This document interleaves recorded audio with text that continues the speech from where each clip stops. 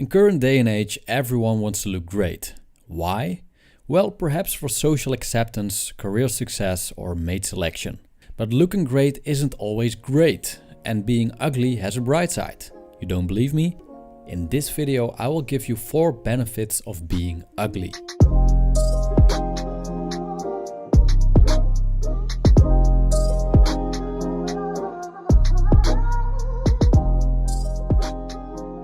Looksmaxing. It's the new thing. I had never heard of Looksmaxing before last year and will officially elect it as my personal word of the year 2018. Looksmaxing means exactly what it says. Maxing out your looks. While I don't think there's something inherently wrong with enhancing your physical appearance, the whole looksmaxing kind of reflects the society we're living in right now. It's all about the outside. If you're ugly, a good haircut, losing weight or wearing nice clothes might help you look better. But some people will be considered ugly no matter what they do. I do believe that beauty is in the eye of the beholder. Also, I recognize that many societies and different time periods have their own beauty ideals which are, for the most part, collectively accepted. In other words, if your kinsmen think you're ugly and on the other side of the world they think you're ugly, you are screwed. Or not. Because there are some serious benefits when people are not physically attracted to you. Let's dive in. Oh, and I'm talking in the second person from now on. But that doesn't mean I call you ugly, just to be clear. 1. You dodge many bullets. I would like to tell you a Taoist story. I'll keep it short. A long time ago in China there was a crooked tree. This tree was so deformed and ugly that no woodcutter was interested in cutting it down. The straight trees, however, were massively cut down because these were considered ideal for turning into wooden planks. You see, the ugliness of the crooked tree ensured that it grew very old and large, while the straight trees ended up chopped. When the years passed, people started to notice the ugly tree. Because of its strange form and old age, the tree was considered special and declared sacred. When you are ugly, your path in life isn't the same as Chad and Stacy's, who were both the most popular kids in high school, thanks to their gifted genetics. And be grateful that you're not them, because Stacy's dating life can be summarized as a string of bad boys who only like her because of her looks. And Chad became a sex addict, turned to alcohol and drugs, and because of all the female attention he never received the incentive to make something of his life. Also, he impregnated a woman who was nothing more than a casual date, if you know what I mean. If you are ugly, however, you are probably free of this misery. Be happy about that.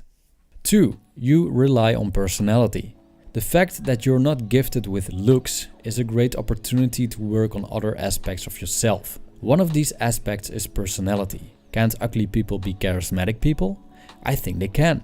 Kindness, humor, intelligence, being articulate are all assets that you can develop. In the end, I think that a kind, sincere and honest person is much more appreciated than a person who looks great but is a complete asshole or assholette.